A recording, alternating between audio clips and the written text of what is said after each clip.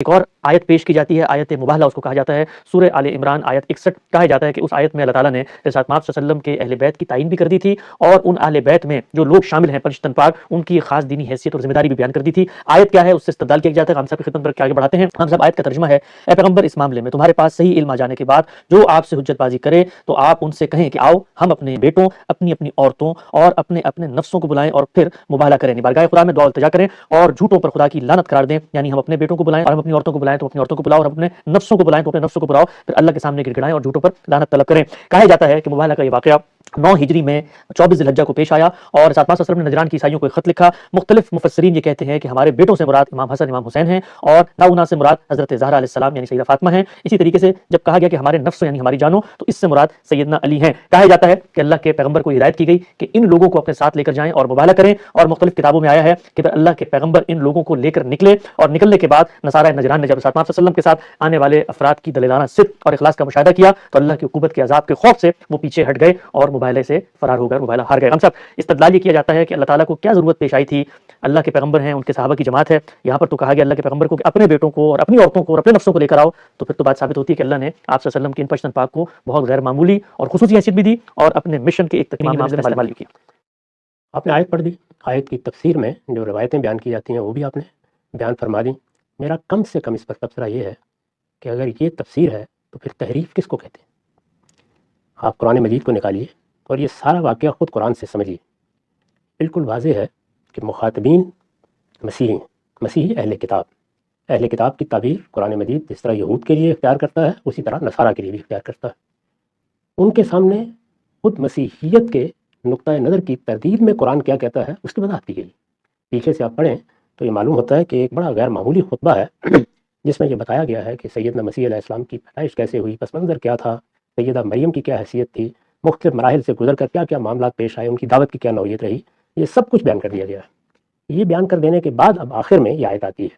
اور اس میں یہ فرمایا ہے کہ یہ علم تو اب آ گیا، یعنی اگر کسی چیز میں ابہام تھا تو دور ہو گیا، وضاحت ہو گئی، ہر لحاظ سے ہم نے بتا دیا کہ مسیح کون تھے، پس منظر کیا ہے، ان کی پیدائش کس طرح سے ہوئی تھی، انہوں نے نبوت کی گواہی کس طریقے سے دی، اللہ تعالیٰ کا ان کے ساتھ کیا معاملہ ہے۔ یہ العلم ہے، یعنی ایک علم تو وہ ہے جو میں آپ بیان کرتے ہیں، اس کا تعلق ہمارے فہم سے ہوتا ہے، یہ علم آسمان سے آ گیا ہے، اللہ تعالیٰ کی طرف سے آ گیا ہے۔ جب علم کے طریقے پر حقائق واضح کر دیے جائیں تو ایک معقول شخص کو یا ایک معقول گروہ کو تو علمی طریقے سے اس کو سمجھ کر مان لینا چاہیے، لیکن قرآن کہتا ہے کہ لوگ بالعموم ایسا نہیں کرتے۔ جب کچھ چیزیں ان کے تعصبات بن جاتی ہیں، ان کی تاریخ بن جاتی ہیں، ان کے فرقے اور ان کے گروہ بن جاتی ہیں، اس کے لیے خاص تعبیریں وجود میں آ جاتی ہیں، تو پھر وہ اللہ تعالیٰ کی طرف سے آنے والے علم کے مقابل میں بھی تمرد اختیار کر لیتے ہیں۔ یہ ساری بات بیان کرنے کے بعد قرآن کہتا ہے فمن حاجک من بعد ما جاءک من العلم، یہ جو العلم تمہارے پاس آ گیا ہے، اگر اس کے بعد بھی کچھ لوگ اصرار کرتے ہیں کہ وہ بحث کریں گے، وہ مجادلہ کریں گے، وہ جھگڑیں گے، یعنی وہ اس پر مصر ہیں، تو اب علم کے بعد کیا کیا جائے؟ یعنی بات واضح کر دی، آسمان سے واضح کر دی گئی، اللہ کا کلام نازل ہو گیا، اللہ تعالیٰ کی کتاب میں بات آ گئی، جو سب سے بڑھ کر بتا سکتا تھا کہ واقعات کیسے ہوئے اس نے بتا دیے۔ انسانوں کے اندر کوئی اختلاف تھا تو اس کو دور کرنے کی اس سے بڑھ کر کیا شکل ہو سکتی تھی کہ آسمان کی وحی آ جائے؟ تو فرمایا کہ وہ آ گئی، اس لیے اب علم و استدلال کا معاملہ تو ختم ہو گیا، اور جب علم و استدلال کا معاملہ ختم ہو گیا ہے تو ایک طرف اب مسلمانوں کی جماعت یعنی محمد رسول اللہ والذین معہ، رسول اللہ یعنی محمد صلی اللہ علیہ وسلم اللہ کے پیغمبر کی حیثیت سے موجود ہے، وہ صحیح بات کی دعوت دے رہے ہیں، اللہ کا کلام ان پر اتر رہا ہے، اللہ کا پیغام پہنچ رہا ہے، ان کے ساتھ ہی یعنی وہ لوگ جو ان پر ایمان لے آئے ہیں۔ دوسرے لفظوں میں کہیے تو مسلمانوں کی جماعت ہے، دوسری جانب مسیحی جماعت ہے، یعنی جو مخاطبین تھے جن کو یہ سب بتایا گیا، تو فرمایا کہ اگر یہ اس کے بعد بھی بحث کرتے ہیں، جھگڑا کرتے ہیں، بات ماننے کے لیے تیار نہیں ہوتے، تو پھر ان سے کہیں کہ ہم بھی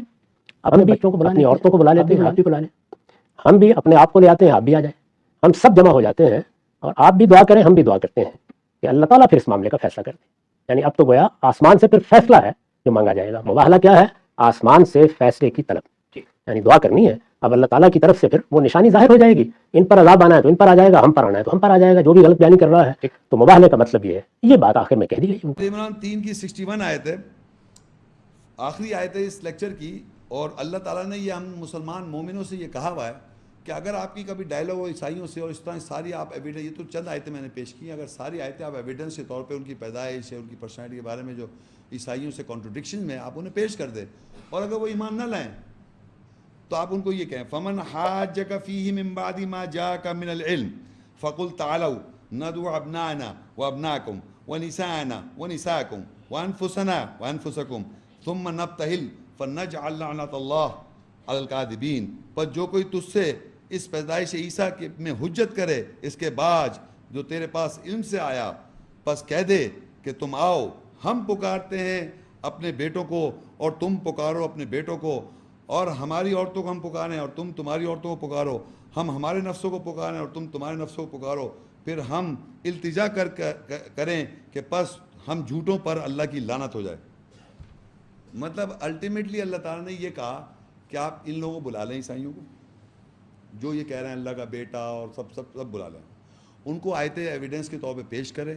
ان کو لاجیکلی انالائز کروائیں۔ جب ساری چیزیں آپ کے پاس سچائی واضح آ جائے تو رسول صلی اللہ علیہ وسلم کے ذریعے اللہ نے یہ کہلوایا، کہہ دو ہم، دیکھیں یہاں عربی میں بے فقل کے بعد ہے ندعو ابنانا، ہم پکاریں، یعنی مومن مسلمان ہر زمانے کے نان مسلم کرسچن سے بات کرتے وقت یہ کہیں کہ ہم پکارتے ہیں، ہم بلاتے ہیں، مطلب پکارنے والا ہم بلاتے ہیں اپنے بیٹوں کو، تم بھی لے آؤ اپنے بیٹوں کو، ہم بلاتے ہیں اپنی عورتوں کو، تم بھی لے آؤ اپنی عورتوں کو، وہ بھی آ گئی عورتیں، ان کی بیٹے آ گئے، ان کی عورتیں آ گئے، ہمارے مومن مسلمانوں کی بیوی آ گئے اور بیٹے آ گئے ہیں، اور اپنے آپ کو بھی لے آؤ، اپنے نفسوں کو بھی لے آؤ، تم بھی اپنے نفسوں کو لے آؤ، آ گئے۔ اب اللہ کہہ رہا ہے ان سے کہو کہ اب ہم کرتے اپنے اوپر لعنت، کہ اگر ہم جھوٹ بول رہے ہیں تو ہم پہ لعنت ہو۔ کیا جھوٹ بول رہے ہیں؟ جو ہم نے یہ حق اللہ کی آیتیں بیان کیا کہ یہ جھوٹی ہیں تو ہم پہ لعنت، اور تم اگر سمجھ رہے ہو تم سچے ہو تو تم لعنت کرو۔ تو ہمارے معاشرے میں یہ جو ہے جمع کا صیغہ ہے، ہم مومن مسلمان ہر زمانے میں عیسائیوں سے ایسے بات کرتے۔ ہمارے یہاں ٹریڈیشن میں یہاں پر ایک اور میں بات بتاتا چلوں، ایک گروپ شیعہ جو گروپ ہے وہ یہ کہتا ہے، اور یہ مسلمان سنی بھی یہ بلیو کرتے ہیں کہ محمد رسول اللہ صلی اللہ علیہ وسلم نے عیسائیوں سے بات چیت کری، اور پھر انہوں نے اس آیت کو پڑھنے سے پہلے اپنی بیٹی کو، اور کون ہے، اپنے حضرت علی کو اور امام حسین کو، ہے نا، ان کو لے کے کھڑے ہو گئے۔ یہاں تو کچھ اور لکھا ہوا ہے، یہاں بیٹی کا ذکر ہی نہیں ہے، یہاں تو لکھا ہے فقل کہو ندعو ابنانا، ہم بلاتے ہیں اپنے بیٹوں کو۔ ان کے تو بیٹے بھی نہیں تھے، وہ کہنے اگر یہ ہوتا میں بلاتا ہوں اپنے بیٹوں کو، تم اپنے سب بیٹوں کو لے آؤ، میں کا سیگا ہوتا وہاں۔ عربی میں سنگولر اور پلورل کی بات ہے، یہاں پلورل ٹینس میں استعمال ہو رہا ہے، اور یہ جمع کا سیگا ہے۔ جمع کا سیگا کا مطلب ہوتا ہے کہ ہم مومن مسلمان اللہ کے ماننے والے ہر زمانے کے، ہم پکاریں اپنے بیٹوں کو، تم سب پکارو اپنے بیٹوں کو، ہم سب پکاریں اپنی بیوی عورتوں کو، تم سب پکارو اپنی بیوی بھیڑوں، اور ہم سب پکاریں اپنے آپ کو، اور تم سب پکارو اپنے آپ کو۔ یہاں ایک بیٹی اور دو ان کے نواسے اور حضرت علی کا ذکر نہیں ہے یہاں، یہ مگر ڈالا ہوا ہے ذہن میں۔ تو ہر شیعہ جب پڑھ رہا ہے اس کے ذہن میں وہ سٹوری آ رہی ہے، سنی پڑھ رہا ہے تو وہ سٹوری آ رہی ہے۔ بھائی آپ یہاں پڑھیں اپنے لیے، کیونکہ آپ نے اپنے کو اس لیے ہٹایا ہوا، تو آپ دیکھ لیے آپ بھی نو ونڈر یہی بلیو کر رہے ہیں آسمان میں، آسمان سے آ رہے ہیں، تو آپ کیسے پکاریں گے؟ آپ خود لعنتی، آپ پہ لعنت ہو جائے گی، جھوٹ ہے، جھوٹوں پہ لعنت ہو جائے گی،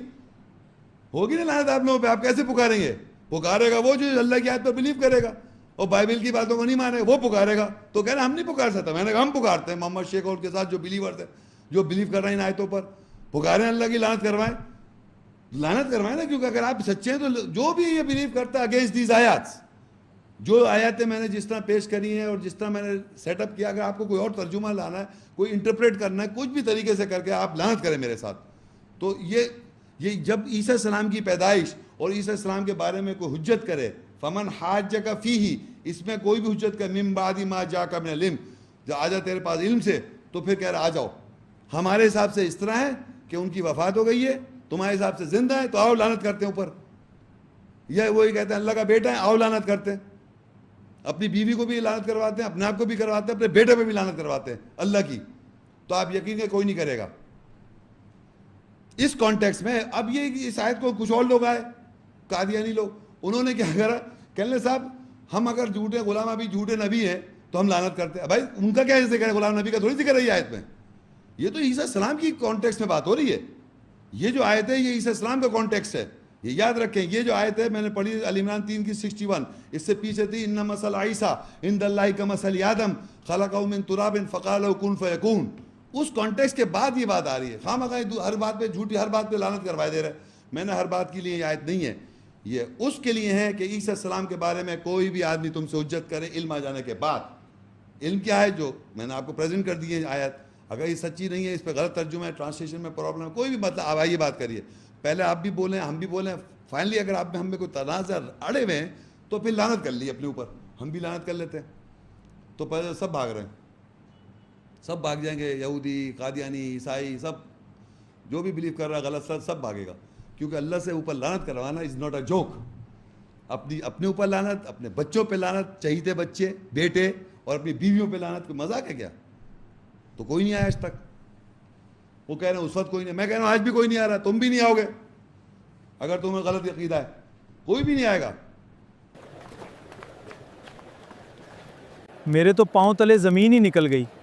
اگر وہ سچ کہہ رہا ہے تو کیا جو ہم بچپن سے سنتے آ رہے ہیں وہ سب جھوٹ ہے؟ قرآن کی آیاتوں سے تو تصدیق ہو رہی تھی,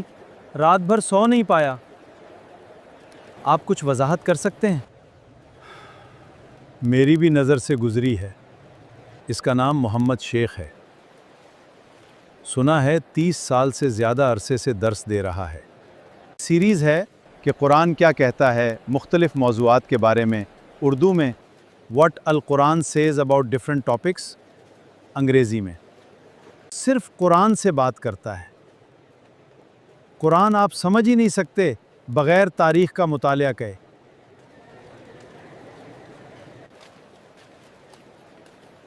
اس کو مت سنیں, گمراہ ہو جائیں گے. مگر مفتی صاحب, مگر وگر کچھ نہیں, مجھے ضروری کام ہے, بعد میں بات کریں گے.